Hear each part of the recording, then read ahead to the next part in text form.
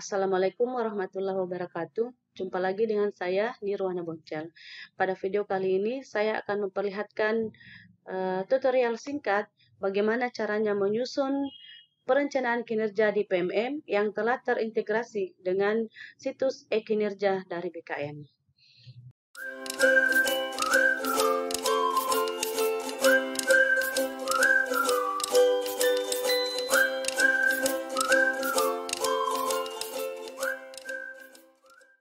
Bapak, Ibu, dan teman sekalian, apabila kita sudah ke PMM kita masing-masing, maka silahkan Bapak Ibu klik fitur pengelolaan kinerja yang ada di PMM ini.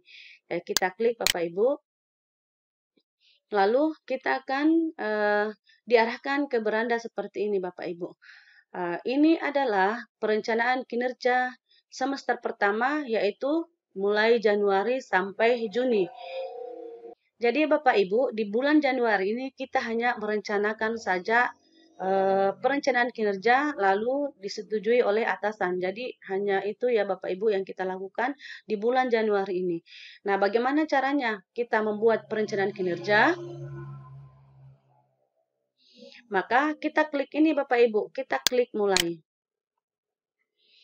Nah, lalu kita diperlihatkan data diri kita masing-masing Bapak Ibu.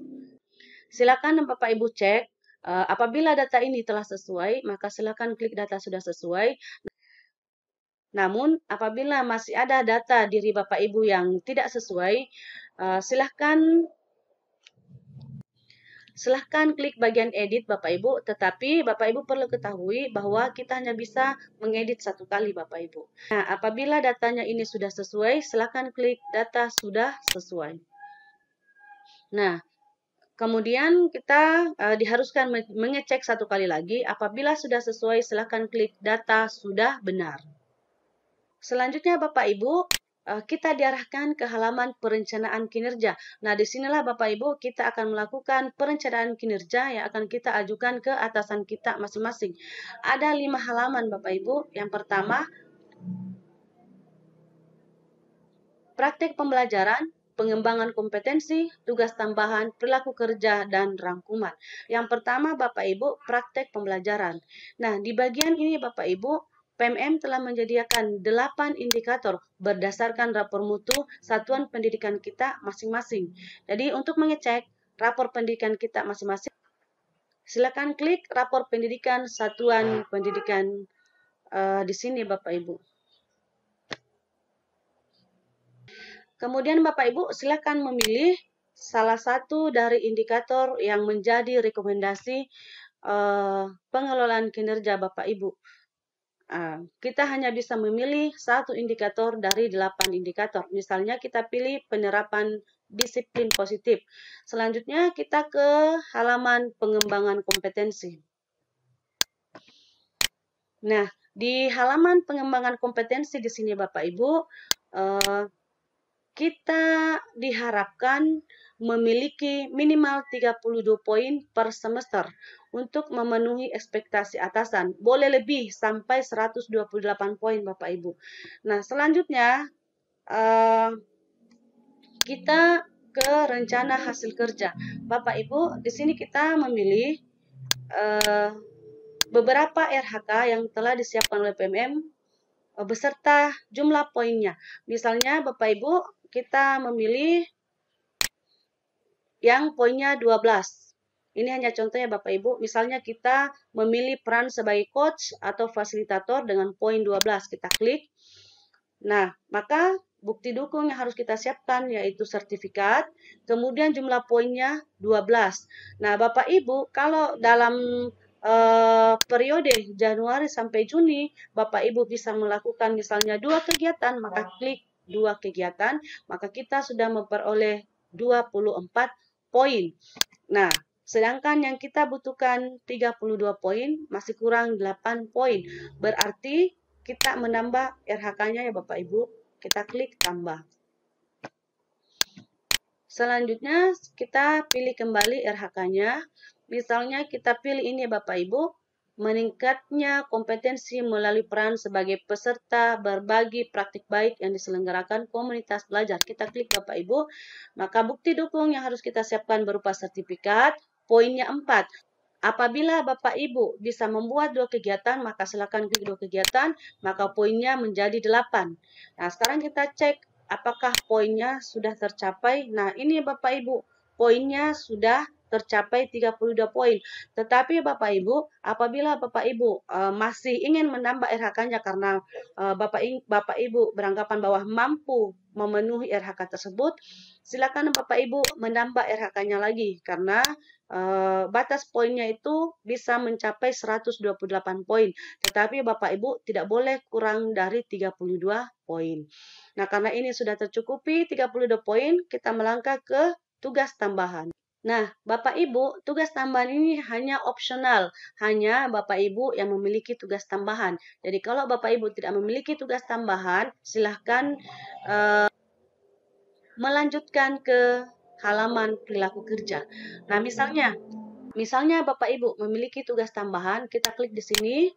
Di sini ada pilihan tugas tambahan sebagai wakil kepala satuan pendidikan, tugas tambahan sebagai kepala perpustakaan, wali kelas, pembina ekstrakurikuler, dan sebagainya. Bapak Ibu silakan memilih. Misalnya kita memilih ini pelaksanaan tugas tambahan sebagai wali kelas. Kita klik. Maka bukti dukung yang harus kita siapkan adalah laporan disertai surat tugas atau surat keputusan. Kalau misalnya Bapak Ibu ingin menghapus bagian ini, silakan klik hapus Bapak Ibu. Seperti itu Bapak Ibu. Jadi kita kembali, misalnya tadi sebagai wali kelas. Nah, selanjutnya Bapak Ibu, kalau Bapak Ibu masih mempunyai tugas tambahan yang lain, silahkan tambah RHK di sini Bapak Ibu. Tapi kalau Bapak Ibu merasa ini sudah cukup, silahkan melangkah ke halaman perilaku kerja. Nah, di sini perilaku kerja Bapak Ibu ada, kita scroll ke bawah. Ada 7 aspek yang ada pada pengelolaan kinerja ini. Ada 7 aspek. Nah, sekarang kita ke aspek pertama dulu.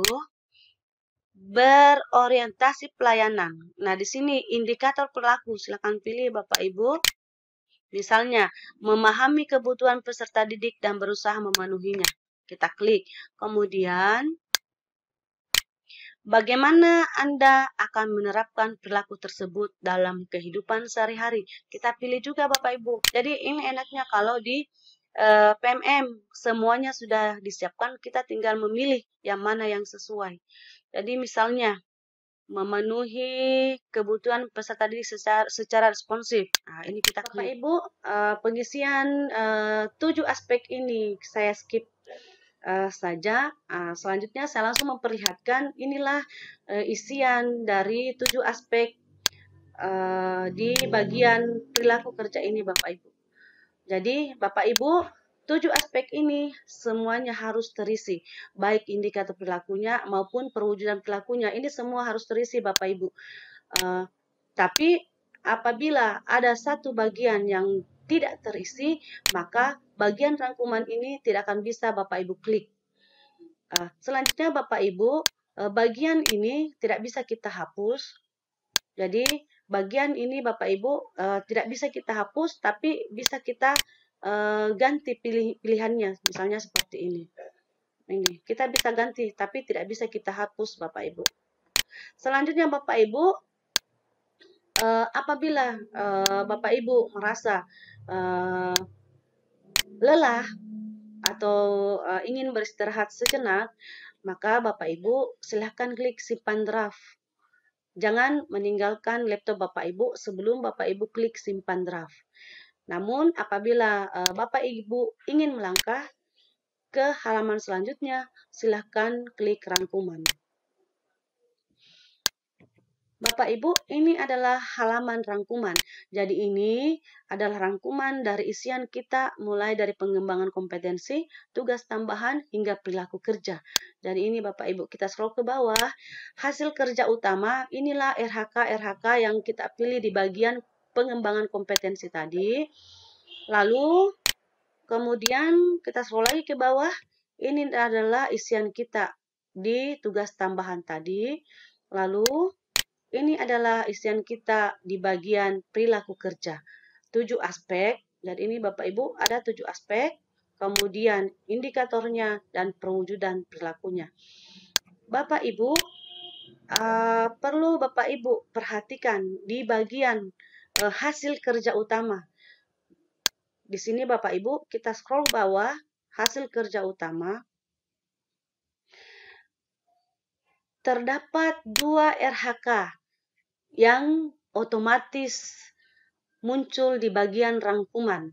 Jadi, 2 RHK ini Bapak Ibu tidak kita klik di bagian pengembangan kompetensi tadi atau di bagian tugas tambahan. Tetapi ini Bapak Ibu otomatis ditambahkan oleh PMM. RHK apa itu? Yang pertama, tersusunnya kurikulum operasional satuan pendidikan atau KOSP sebagai acuan dalam peningkatan pembelajaran dengan bukti dukung dokumen KOSP. Kemudian RHK yang kedua, terlaksananya